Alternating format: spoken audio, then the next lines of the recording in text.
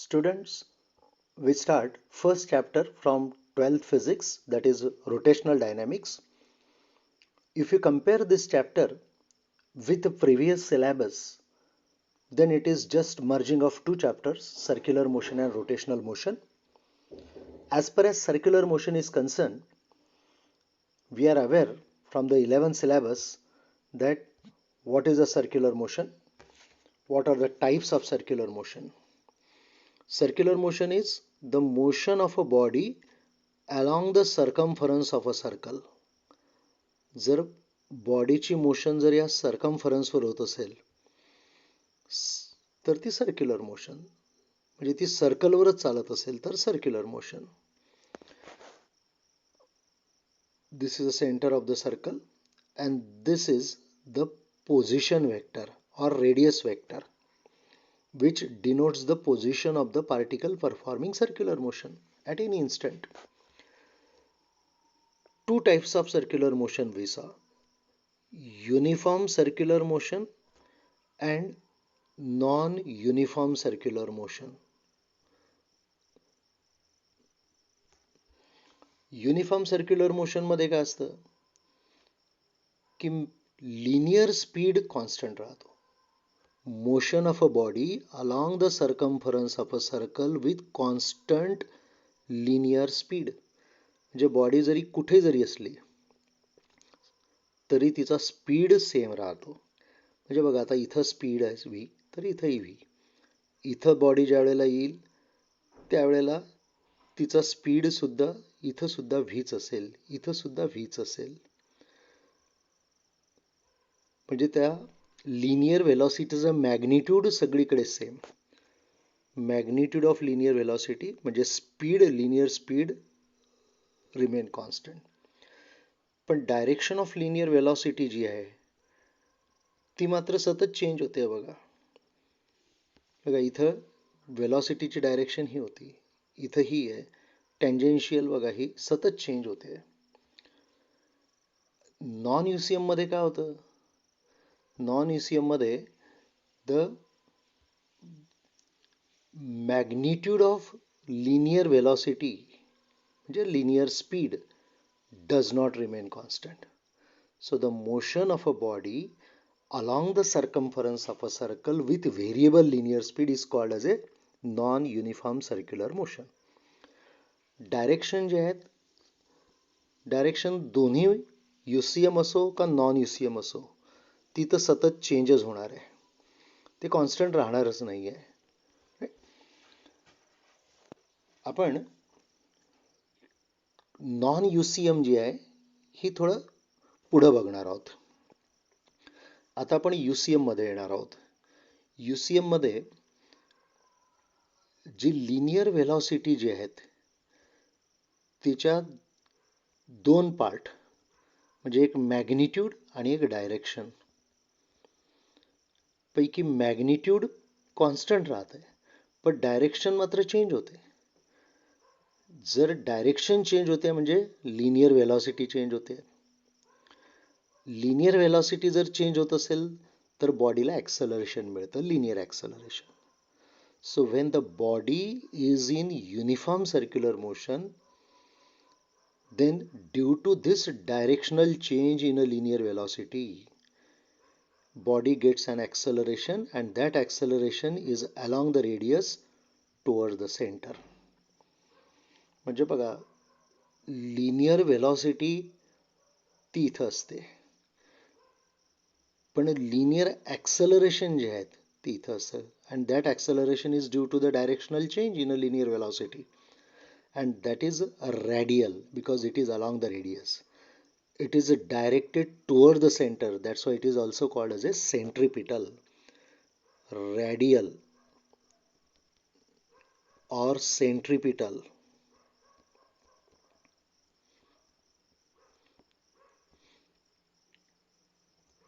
Or normal acceleration. किंवा त्याला नॉर्मलही म्हणतात, नॉर्मल. बघा, हे जे सर्कल आहे याला जर आपल्याला नॉर्मल काढायची झाली तर आपल्याला आधी सेंटरला जावं लागतं. या पॉइंटला जर नॉर्मल काढायची आहे तर मग centre to that point join करायचं आणि ते कंटिन्यू करायचं. ही असते त्याची आउटवर्ड नॉर्मल आणि ही असते त्याची इनवर्ड नॉर्मल, आणि म्हणून त्याला नॉर्मल ॲक्सलरेशनही म्हणतात. हे जे रॅडियल ॲक्सलरेशन आहे याचा फॉर्म्युला मागच्या वेळेला आपण पाहिला 11th मध्ये. तो असतो AR is equal to V square upon R is equal to R omega square or V into omega. Omega is angular speed. हे आपण 11th मध्ये पाहिलेलं आहे. आता कुठली मोशन जी आहे ती आपल्याला जी डोळ्यांना दिसते म्हणजे ते त्याचं फिजिकल पिक्चर असतं आणि आपण त्याची थिअरी तयार करत असतो. थिअरी तयार करत असताना, मोशनची थिअरी तयार करत असताना दोन प्रकारे आपण करू शकतो. एक म्हणजे कायनेमॅटिक्स आणि दुसरं आहे डायनॅमिक्स. कायनेमॅटिक्स मध्ये काय असतं? Kinematics means study of motion. That is a study of motion without considering the cause of motion. म्हणजे आपण मोशनचा स्टडी करायचा, मोशनचं सगळं मॅथमॅटिकल ॲनालिसिस करायचं, पण हे करताना त्याचं कॉज ऑफ मोशन कन्सिडरच नाही करायचं. मग अशा वेळेला काय असतं, मग काय कन्सिडर करावं लागेल? तर कायनेमॅटिक्समध्ये मग हे असतात व्हेरिएबल्स ऑफ मोशन. म्हणजे linear displacement, linear velocity, linear acceleration. हे तर आपल्याला चांगलं माहिती आहे की मोशन जर असेल तर हे लिनियर डिस्प्लेसमेंट म्हणजे काय, लिनियर व्हेलॉसिटी, लिनियर ॲक्सलरेशन. पण ज्या वेळेला ही सतत टर्न होणारी मोशन असते, सर्क्युलर मोशन ही सतत टर्न होणारी मोशन आहे, मग त्यावेळेला ही मोशन जी आहे ही अँग्युलर क्वांटिटीजने सुद्धा डिस्क्राईब केली जाते. म्हणून हे सुद्धा त्याचे व्हेरिएबल्स आहेत. अँग्युलर डिस्प्लेसमेंट, अँग्युलर व्हेलॉसिटी आणि अँग्युलर ॲक्सलरेशन. आणि यांच्यामध्ये जे रिलेशन्स जे आहेत ते आपण बघून घेऊ, कारण आपल्याला सगळे JEE करता, CET करता, नीट करता हे लागणार आहे. आपल्या टेक्स्टबुकमध्ये जरी ते रिलेशन्स त्यातले दिले नसले तरी आपल्याला ते लागणार आहेत, म्हणून ते आपण बघून घेऊ जरा. बघा, आपण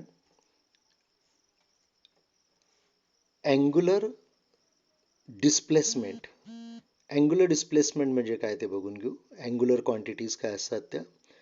suppose consider a particle performing circular motion along the circumference of a circle of radius r in a anti-clockwise direction. Suppose the particle move from point P to point Q in time interval delta t. So in this interval, this radius vector describes angle delta theta. So angle traced by the radius vector in a given time interval, that is angular displacement. This delta theta is angular displacement. Delta theta is angular displacement. आता आपण बघूया की angular velocity काय असते. Angular velocity जी आहेत ती म्हणजे दी rate of change of angular displacement with respect to time. Rate of change of angular displacement with respect to time is a angular velocity. आणि angular acceleration काय असतं? Rate of change of angular velocity with respect to time. आता ह्या सगळ्या angular quantities ज्या असतात, angular quantities ह्या सर्व ह्या axis वर असतात, passing through center and perpendicular to the plane of the circle. म्हणजे डेल्टा थिटा, ओमेगा आणि अल्फा म्हणजे अँग्युलर डिस्प्लेसमेंट, अँग्युलर व्हेलॉसिटी आणि अँग्युलर ॲक्सलरेशन. यांच्या डायरेक्शन्स असतात ॲक्सिसवरती, given by the right hand rule. Means if you curl the fingers of your right hand in the direction of motion of the particle, then the thumb indicates the direction of angular quantities. म्हणजे इकडे इथं असतील angular quantities, म्हणजे इथंच असेल delta theta, इथंच असेल omega, इथंच असेल अल्फा. पण ओमेगा ज्या वेळेला इन्क्रीज होतो, त्यावेळेला ओमेगा आणि अल्फा एका डायरेक्शनला असतात. ओमेगा आणि alpha are in the same direction. केव्हा असतील हे सेम डायरेक्शनला? ज्या वेळेला ओमेगा इन्क्रीज होत असेल तर. आणि ओमेगा ज्या वेळेला डिक्रीज होतो त्यावेळेला मात्र हे अपोजिट असतं. म्हणजे जर ओमेगा या साईडला आहे तर अल्फा या साईडला असेल. अपोजिट असतात ज्या वेळेला ओमेगा डिक्रीज होतो त्यावेळेला. यांच्यामधले रिलेशन सुद्धा आपल्याला माहिती आहे की लिनियर क्वांटिटीज आणि अँग्युलर क्वांटिटीज मध्ये काय रिलेशन्स आहेत. So relation between linear quantities and angular quantities आपण बघून घेऊ आणि मग आपण जाणार आहोत डायनॅमिक्स वरती. We consider again the particle which is performing circular motion along the circumference of a circle of radius r, and this is the position vector. Suppose particle move from P to Q in time interval delta t. So this is the angular displacement. In the same time, angular linear displacement म्हणजे ही cord P Q असेल. पण हा delta theta small आहे म्हणून आपण काय करू की this chord P Q is nearly equal to arc P Q and which is equal to suppose delta X. म्हणजे हा डेल्टा एक्स जे आहे हे लिनियर डिस्प्लेसमेंट झालं, कारण डिस्प्लेसमेंट आपण असं घेतो initial position to final position. So delta X is a linear position, linear displacement, and delta theta is a angular displacement. मग यामध्ये रिलेशन आपल्याला जॉमेट्रीमध्ये जे बेसिक रिलेशन माहिती आहे की angle is equal to arc upon radius. इथे angle आहे delta theta is equal to arc आहे डेल्टा एक्स आणि upon R. So therefore delta X is equal to R into delta theta, and this is the relation between linear displacement and angular displacement. तसंच relation between linear velocity and angular velocity काढता येईल. आपल्याला हे relation माहिती आहे, delta X is equal to R into delta theta. दोन्ही साईडला आपण डेल्टा टीने डिव्हाइड केलं. मग delta X by delta T हे असेल ॲव्हरेज लिनियर वेलॉसिटी आणि हे असतं average angular velocity. So average linear velocity is equal to R into omega average. आणि याला जर आपण limit delta T tends to जर 0 घेतलं तर आपल्याला मिळतं इन्स्टंटॅनियस वेलॉसिटी, म्हणजे V is equal to R omega. फक्त आपल्याला limit delta T tends to 0 घ्यावं लागतं. तसंच आता आपण नॉन युनिफॉर्म सर्क्युलर मोशनवरती जाऊया. नॉन युनिफॉर्म सर्क्युलर मोशनमध्ये बघा व्ही कॉन्स्टंट राहत नाही. म्हणजे इथं ज्या वेळेला असेल त्यावेळेला हा व्ही जास्त आहे समजा, इथं कमी झाला, इथं आणखी कमी झाला. म्हणजे अशा प्रकारे motion of a body along the circumference of a circle with variable linear speed called as a non UCM. म्हणजे इथं जी लिनियर व्हेलॉसिटी जी असते तिचे दोन्ही पार्ट चेंज होतात. मॅग्निट्यूडही चेंज होतं आणि डायरेक्शनही चेंज होते. आणि आपण UCM मध्ये पाहिलं की ह्या डायरेक्शनल चेंजमुळे बॉडीला ॲक्सलरेशन मिळतं, ते असतं radial acceleration. That is along the radius towards the centre. म्हणजे डायरेक्शनल चेंजमुळे जे ॲक्सलरेशन मिळतं ते हे इथं असतं रेडियसवर. पण आता इथं हा व्ही सुद्धा चेंज होतोय आणि त्यामुळे त्याला ॲक्सलरेशनचा आणखी एक कॉम्पोनंट मिळणार आहे, तो म्हणजे टँजंटवरती. ते असतं टँजेन्शियल ॲक्सलरेशन.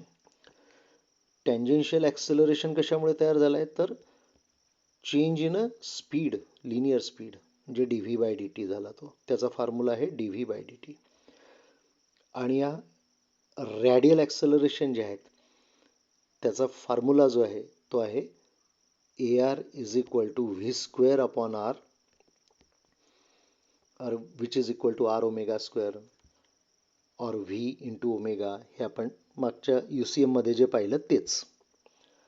म्हणजे इथं नॉन UCM मध्ये ॲक्सलरेशनचे दोन कॉम्पोनंट्स झाले, एक रेडियस वरती म्हणजे नॉर्मल आणि एक दुसरा tangential.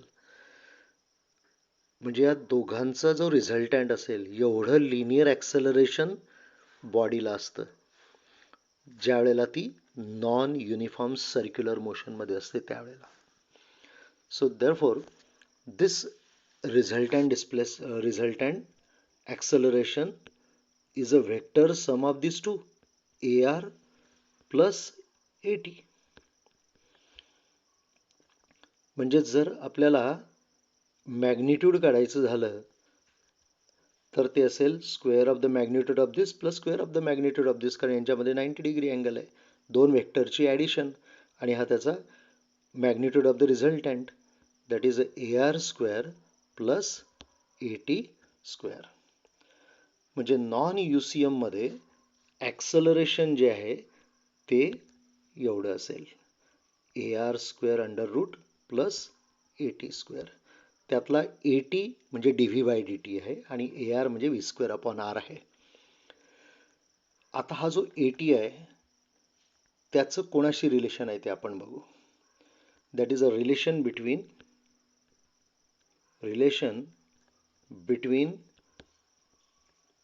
tangential acceleration and angular acceleration and alpha. बघा आपल्याला हे रिलेशन माहिती आहे, delta V is equal to R into delta omega, किंवा V ॲव्हरेज ते आपण पाहिलं is equal to R into omega average. आपण डेल्टा V वापरलं, याला डेल्टा T ने डिवाइड करा. म्हणजे हे झालं टँजेन्शियल ॲक्सलरेशन. त्याचं average tangential acceleration is equal to R into हे असं ॲव्हरेज अँग्युलर ॲक्सलरेशन. आणि limit delta T tends to 0 घेतला की आपल्याला मिळेल instantaneous tangential acceleration is equal to R into instantaneous angular acceleration, AT is equal to R alpha. बघ आता या नॉन UCM मध्ये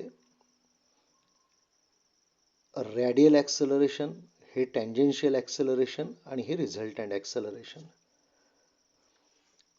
हे जे टँजेन्शियल ॲक्सलरेशन जे आहे हे चेंज इन लिनियर स्पीड मुळे तयार झालेलं आहे आणि हे डायरेक्शन मुळे तयार झालेलं आहे. आणि इथं जर स्पीड चेंज होतोय, V does not remain constant, म्हणजे ओमेगा सुद्धा कॉन्स्टंट नाही राहणार, कारण V is equal to R omega. V is equal to R omega. जर V चेंज होतोय तर ओमेगा चेंज होणार, R कॉन्स्टंट आहे. मग ओमेगा जर कॉन्स्टंट राहत नसेल तर तिथं अँग्युलर ॲक्सेलरेशन तयार होईल. बघा ओमेगाची डायरेक्शन नाही चेंज होत. पार्टिकल इथं आहे तरी ओमेगाची डायरेक्शन ॲक्सिसवरच आहे, इथंच आहे. पार्टिकल जरी कुठेही जरी आला तरी ओमेगाची डायरेक्शन हे ॲक्सिसवरच आहे. म्हणजे डायरेक्शन ऑफ ओमेगा सर्क्युलर मोशनमध्ये चेंजेस होत नाही. Direction of angular velocity. पण जर सर्क्युलर मोशन ही नॉन युसीएम असेल तर मात्र त्याचा ओमेगा चेंज होतो. म्हणजे अँग्युलर वेलॉसिटीचे जे दोन पार्ट आहेत, एक त्याचा अँग्युलर स्पीड आणि एक त्याची डायरेक्शन. पैकी आता डायरेक्शन चेंज नाही होत, पण त्याचा ओमेगा चेंज होतो, त्याचं मॅग्निट्यूड चेंज होतं, म्हणजेच अँग्युलर व्हेलॉसिटी चेंज होते. अँग्युलर व्हेलॉसिटी चेंज झाली म्हणजे अँग्युलर ॲक्सेलरेशन तयार होईल. आता हे अँग्युलर ॲक्सेलरेशनचं रिलेशन मग कोणाशी तयार झालं तर एटीशी.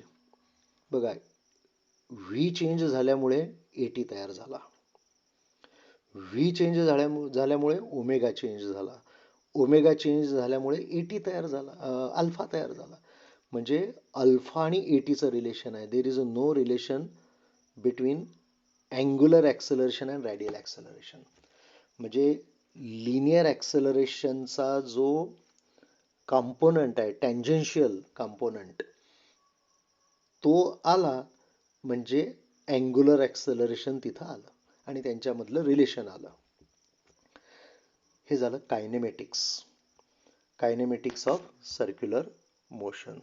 आणि आपण डायनॅमिक्स जे आहेत ते पुढच्या व्हिडिओमध्ये बघू.